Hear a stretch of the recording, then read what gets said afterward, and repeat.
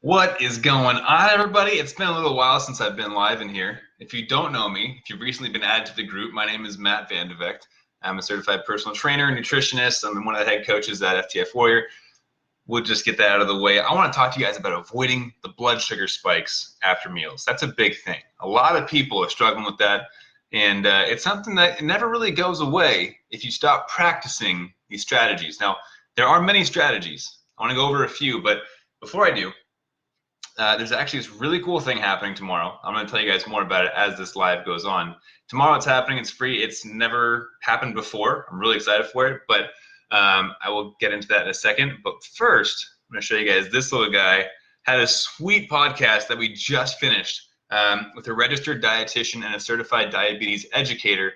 We talked all about how to avoid those post-meal blood sugar spikes, different strategies that she uses with her clients, and we chatted about a few that I brought up, and she totally agreed that they were the coolest thing ever, and can't wait for that to go live. But until it does, I want to share those podcast secrets with you because you guys are in the cool group, Diabetic Warriors.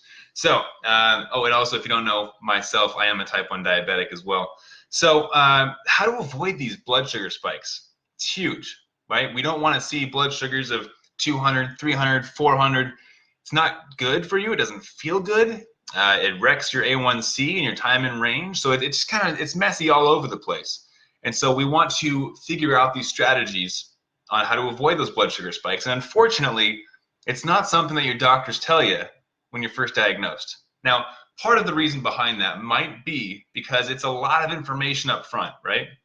When you're first diagnosed, you're told all of this new information about insulin, and maybe you are type 1 versus type 2. If you're type 1, you have to learn about giving yourself injections. You need to figure out how this insulin is going to affect you, manually becoming your pancreas. If you're type 2, there's still a lot to figure out, figuring out how to keep blood sugars in range without insulin.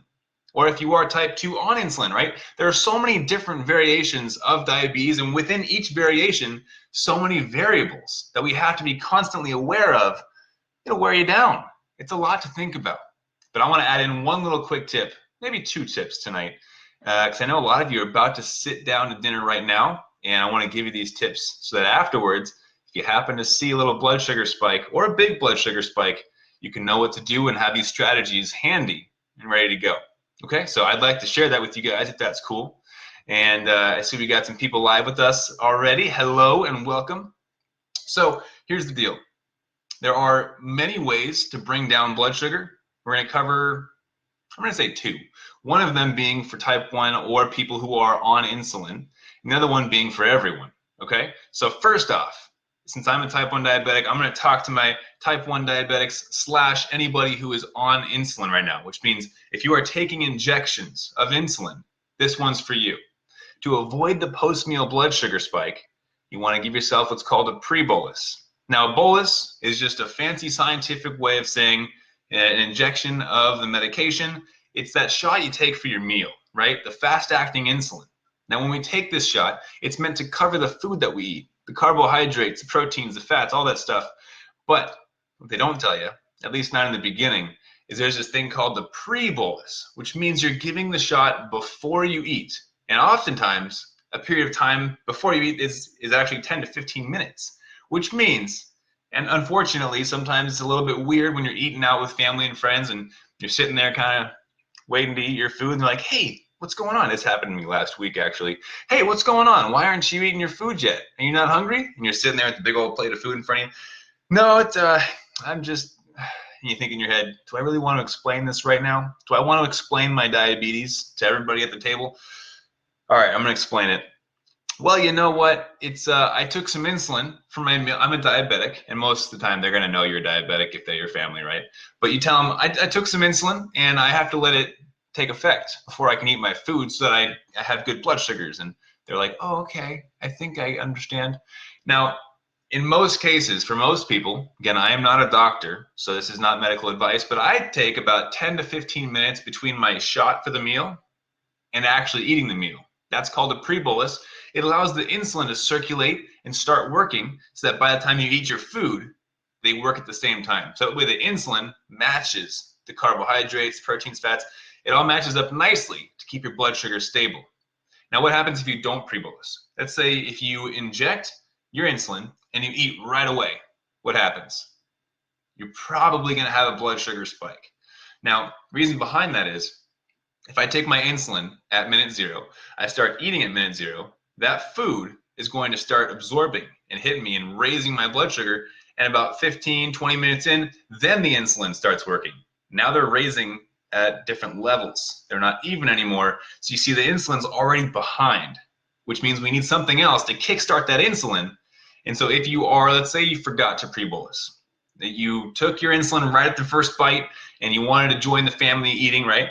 Instead of sitting there watching your blood sugar spike and be uneven with the insulin and just be frustrated with yourself, instead, here's the second tip. Ready? And this one's good for type 1, type 2, type 1.5, everyone. Even if you don't have diabetes, this is still good for you. Ready? Exercise. Now, exercise, I know that's kind of a dirty word in some realms. I'm not talking about going and working out. Not do that by any means. In fact, I would recommend against that. If you've just eaten food, do not go and do a full workout. You're pulling blood from your midsection, from the digestion, and pulling it into your muscles. You don't want to do that. It pauses digestion, and it's just not good for you. You want to wait typically an hour and a half after eating if you want to exercise. Now, that aside, that's a whole new story. That piece aside, why we want to exercise and what type of exercise is going to help us with this avoidance of the high blood sugar after a meal. Now, when I say exercise, what I really mean is movement. You got to get out and move, whether it's going for a walk around the neighborhood with your family, with your dog, by yourself with a podcast in your ears. By the way, some good podcasts out there on diabetes. So myself, I'm a little bit biased, but pardon my pancreas, it's a good one. That's where that episode will be going live, by the way, with the dietitian. But what we're doing when we're moving after a meal is we're kickstarting that insulin that may have not gotten a chance to kick in with the food. We're enabling the insulin to circulate because our heart starts beating. We're exercising, blood's pumping now.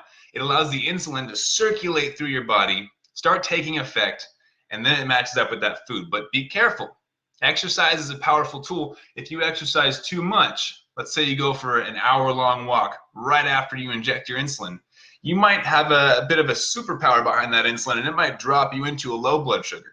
We don't want that either. So there's 2 ways to avoid that and keep an eye on it. One is wearing a CGM. I got one right here. This is a Dexcom G6. This constant glucose monitor helps me keep an eye on my blood sugars and alarms me if my blood sugar is going to go low. And a second option is if you have a blood sugar tester, you prick your fingers, right? Get the blood draw up, test your blood sugar, keep an eye on it. Now, if you're doing exercise, I recommend keeping an eye on it more often than you would during the day. But that piece aside, right, that's a whole other story as well. The important piece here is if you are going into a high blood sugar after a meal and it's already too late to take your shot early, then exercise, going for a walk, doing some yoga, wrestling with the kids, whatever it is, moving around is going to help that insulin circulate a lot faster, take effect, and it's going to bring your blood sugars right back down. So those are your 2 tips today. If you are on insulin, try to make sure you pre-bolus that insulin. If you are on insulin or not on insulin, go for a walk after your meal.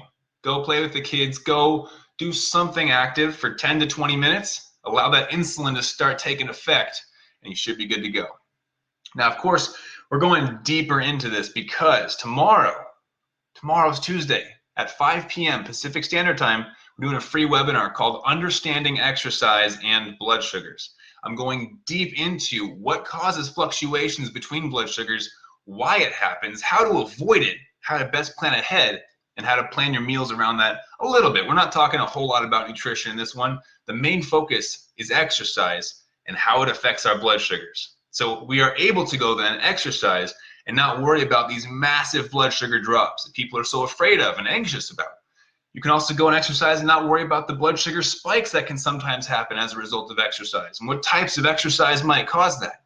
And some of you might be thinking, what? Exercise can cause a spike in blood sugars? It can. It's not always. Sometimes it's different outcomes. And that's what I want to talk about. So if you are interested in signing up for this webinar, it's completely free. I'm just going into a masterclass. I really enjoy teaching about this stuff, exercise and diabetes. This is my life. And I want to share that knowledge with all of you. So if you are interested, I'm going to add the link to sign up in the comments. It's also in the description.